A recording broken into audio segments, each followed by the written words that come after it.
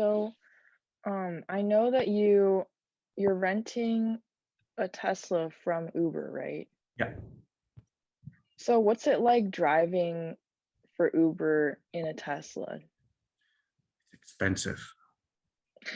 Oh, really? You're very expensive. I could afford 4 Teslas with what I'm paying for that thing. You gotta really like work a lot.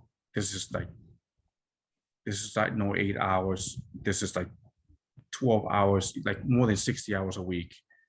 You gotta do it for you to be able to, at least here in my market, to be able to make that amount of money to pay for the car and then pay for all my other bills.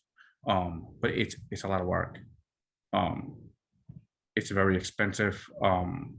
It's just that you have the car, and then you have the charging, and then you have the tolls that's on top of that, plus all those stupid little fees that Hertz takes from you, plus Uber takes, supposedly 30%. Yeah.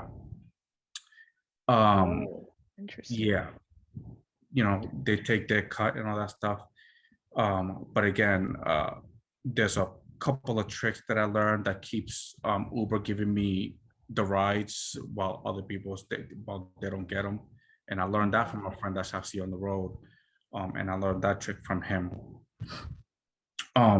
But you gotta like, if I don't make if I don't make this money a month, I can't. I mean, and the Tesla rental has got me like right up there, and I'm trying to get rid of it as fast as I can. But Oh, really? yeah.